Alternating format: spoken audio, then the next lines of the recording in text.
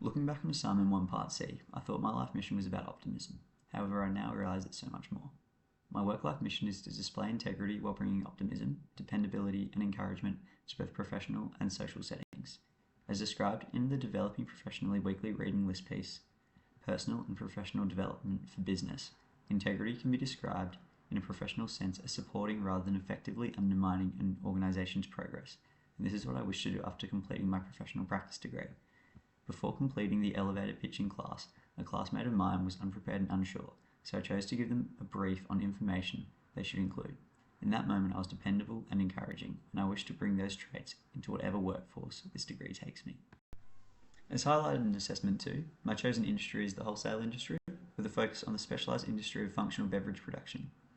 Highlighted by IBIS World Industry reports, improved disposable incomes and busier lifestyles for consumers in Australia, as well as an increase in health promotion initiatives, has caused the industry to see considerable growth. Within this industry is Remedy Drinks, an Australian beverage company that owns 14% of the industry market share as of 2025. Thriving in the Australian market, the brand relies on their company's philosophy of sustainability and effective company presentation initiatives, such as frequent new products and engaging content to stay one step ahead of competitors. A recent position which stood out to me at Remedy Drinks is the role as a communications and content manager, involving brand social media, content creation, planning and strategy, and ambassador and influencer management. Teamwork is emphasised as a must for this role, and this was a strong skill of mine in the strengths assessment at RMIT's Career Centre survey I participated in during Part A of Assessment 1. So after completing my first 5-year professional development plan in Assignment 2, there were key areas of feedback that I received, and they really stood out to me. So firstly, I was told that my plan lacks clear developmental logic and my sequencing lacks coherence. I understand this now as my original goals didn't build in a progressive way, failing to demonstrate a natural progression and increasing complexity. For example, I went from basic skills such as public speaking and typing in Year 1 to advanced skills such as team leadership and content editing by Year 3, without necessary steps in between. A second example is that I listed website development in Year 4 while introducing content creation in Year 3. However, these digital platforms can often go hand in hand. Feedback I also received was that skills are not adequately justified, with some of my skills lacking strong, specific connections to my selected role as a communications and content manager. For example, while I named useful skills such as adaptability and critical thinking, I failed to clearly link them to actual demands of the roles I chose at Remedy Drinks. Finally, I was told many of my resources remain generic, which I understand now as lacking incredible targeted resources such as specific short courses or known platforms. However, in my Assignment 2 professional development plan, I often simply stated resources as simply watching videos or practicing in front of a camera.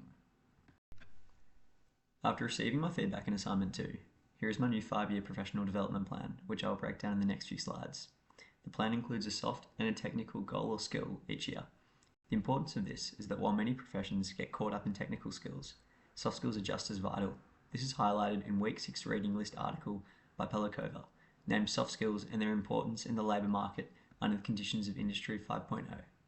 The article highlights that due to an incredible demand for employees with critical thinking skills, communication, problem solving, creativity and adaptability, soft skills will be a requirement long into the future, even with consistent AI developments. So as you can see here, in Year 1, my soft goal is to improve public speaking and verbal confidence. The justification for this skill is that I believe strong communication is vital during team meetings and presenting creative ideas as a communications and content manager. And as I learned from my elevator pitch, I noticed there was a few gaps in my confidence during pressured speaking scenarios, which could affect my confidence while sharing content ideas at Remedy Drinks in my role. A resource to achieve this goal, I believe, is to join Toastmasters International, which will help my verbal confidence and public speaking through structured, peer-supported public speaking practices. My second goal, which is my technical goal for Year 1, is to develop fast and accurate touch typing skills. So a role at Remedy Drinks involves email drafting, blogging, live meeting notes, and being able to type quickly and efficiently under pressure, and this will improve my productivity and reduce errors whilst under pressure. The resource for this is to join and complete lessons on Typing Club for free, which is just an online source where I can improve my typing, which is a big part of the role. So as part of my second year, my soft skill is to learn time management, to manage creative tasks and also workplace deadlines. The justification of this is that time management being effectively used is key for preventing burnout and supports quality outputs across many communications and content manager roles, especially like social media content, meetings and blogs. The resource I'll use to achieve this is to join the LinkedIn Learning Improve Your Time Management Skills course. And that consists of 7 items over 4 hours and 34 minutes, so that's really achievable, really easy to do. My second professional development goal for my second year is to develop basic website creation skills. So this is more of a technical skill. The justification of this is understanding how websites operate and function, supports better collaboration with developers, and also enhances my ability to edit or manage branded content pages at Remedy Drinks. So my resource for this will be to obtain a certificate from completing FreeCodeCamp's responsive web design course, which has seen many graduates obtain jobs at considerably large technology companies. As you can see here, for my third year of the professional development plan, my soft skill is to improve adaptability for understanding and managing change in both content trends and digital platforms. The justification for this skill at my workplace is digital platforms are always evolving quickly. With the role of communications and content manager at Remedy, I must be adaptable and ensure the content at Remedy Drinks remains current and flexible. The resource for this goal is FutureLearn Skills to Succeed in the Digital Workplace. That's a 10-week course covering how to understand and stay on top of changing digital trends. My technical skill is to build strong content editing skills. So Remedy Drinks has a brand voice well known for being visual and energetic. Mastering digital editing tools will help enhance my digital creation and storytelling skills within my role of content creation, helping maintain consistency with the brand and its aesthetics. So I'll access Adobe Learn to watch and study content and editing tutorials, including tutorials about Adobe Express and also Adobe Photoshop. Moving on to my fourth year, my soft skill development goal will be to strengthen project coordination abilities and leadership. So by the fourth year, I will likely be needing to lead my own content projects at Remedy Drinks, often being in charge of a team. To be successful in this position, I'll require the leadership skills of communication, confident planning, and collaboration. A resource for this is the Creative Leader course by Coursera, part of the Leadership and Introduction specialization. This is free to enroll in with a duration of 4 weeks, which is perfect. My technical skill will be to gain proficiency in social media management platforms. Once I've developed a knowledge of content creation in the third year, I'll then likely have the opportunity to manage multi-platform content calendars, coordinating post timing and track engagement metrics such as likes, saves, comments, and shares at Remedy Drinks. Understanding this will help me improve content consistency, productivity, and campaign effectiveness on the target audience. So my resource for this would be Hootsuite Academy, which can be used to give me an official social media marketing certificate.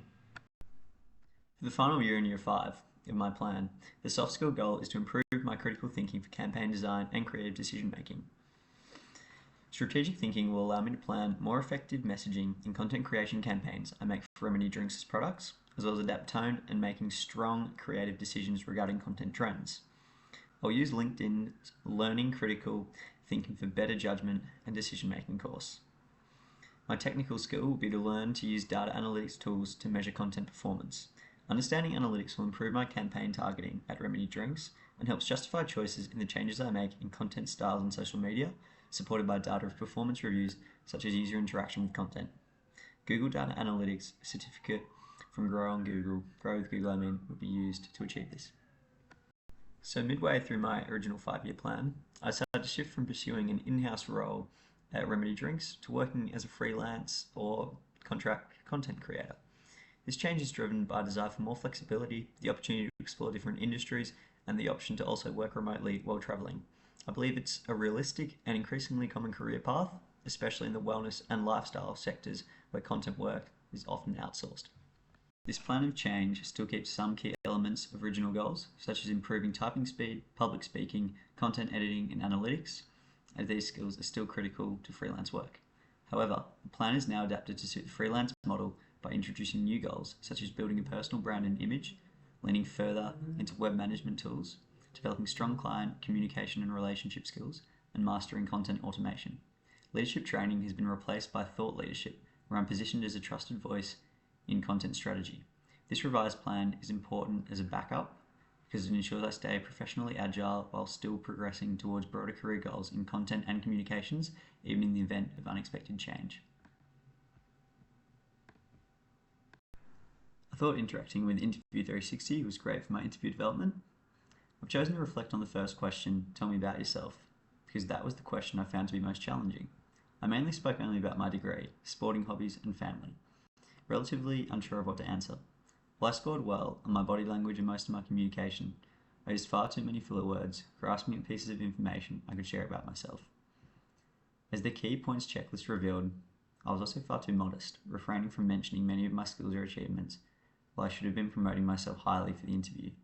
This reminded me of Week 8's reading list article, Give Yourself a Break, The Power of Self-Compassion by Serena Chen.